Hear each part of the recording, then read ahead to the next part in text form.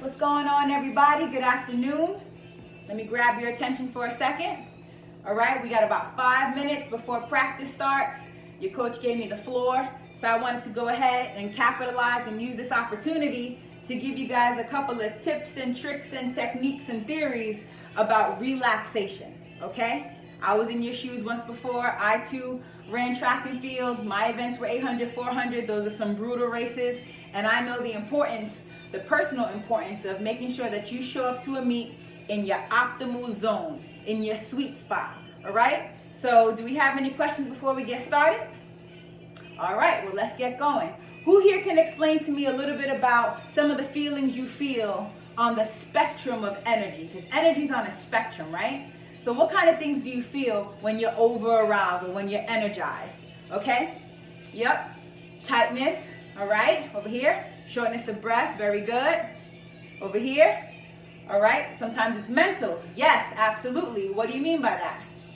Negative self-talk, absolutely. Anybody else on the mental component? Worry, doubt, sizing up your competition can generate that. Very good. Exactly. So these are all things, somatic, meaning in your body, tightness, maybe sweating, and cognitive, that can keep you from your sweet spot. I have something that I drew up for you real quick. All right. This is an inverted U. This is one of the theories I was telling you about that I wanted to share. In short, this basically means that there's a point at which your energy, your anxiety levels meet your peak performance match. Meaning that not all anxiety is bad. We got to get out of the mentality that all anxiety is bad, okay? Some anxiety is good, and it keeps you alive and a fire under you to get ready for your race. The problem comes in is when anxiety overtips, all right? So that's when you have your sweet spot right here. You got a little bit of anxiety, your sweet spot, it overtips. Now you're in a position where you may not perform your best that day, whether it's beating your opponent that you've been trying to meet or you're doing your personal best. So that's the inverted U theory. There's some pamphlets and stuff that I'm going to hand out towards the end of the quick session that you can read up more about. All right, we also want to keep in mind that not only are individuals trying to find their own sweet spot, but at different points in the meet, you could feel differently. Maybe in the morning you had an 800-meter run and you felt great. You was loose. You know, you got on the line, gun went off, pow, had a great race. Maybe you had a PR that day.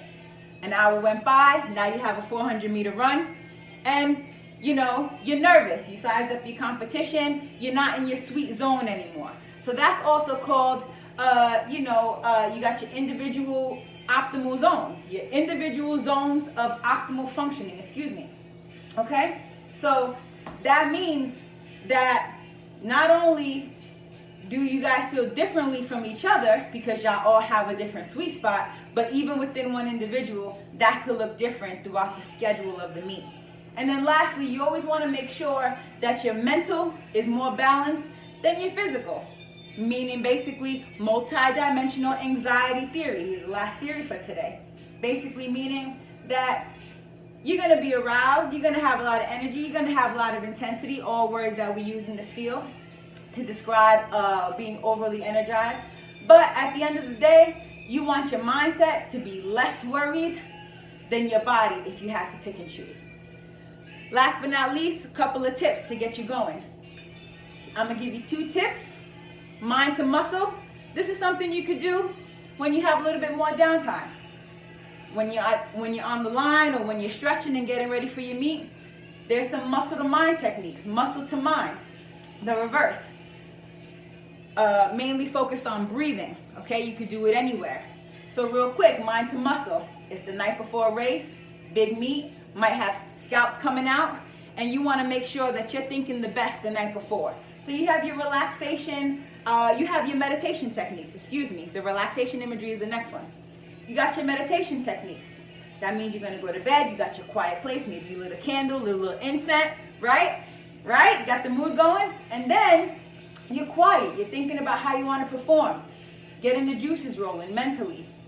Trying to quiet everything down. Envision exactly how you see things. All right? Takes a little bit more of a process, so you might want to do that the night before. One more that you can do, maybe let's say you're cramped, it's the day of, it's 2 hours, you're on the bus, you're traveling to the meet. all right? You're not necessarily able to stretch out, but you want to stay loose and focused and relaxed, all right? You might want to do your relaxation imagery technique, which just basically means you're going to close your eyes in that moment and you're going to do some imagery. You're going to imagine yourself on your favorite vacation, on your grandmother's couch, eating your favorite ice cream in your favorite ice cream parlor, okay? To try to stay relaxed. That takes a little bit more time. I would definitely set aside some time for that. Last but not least, muscle to mind, okay? They're breathing techniques. You have your rhythmic breathing and then you have your ratio breathing. In short, rhythmic breathing is picking your favorite number. Let's say it's number 3. You breathe in 3 breaths, you hold 3 breaths, you breathe out 3 breaths, okay? Ratio breathing just means whatever number you pick, let's say it's the number 2. You breathe in 2 breaths, breathe out 4 breaths. You're going to times it by 2, 1-to-2 ratio. All right? Before you go, here's some pamphlets.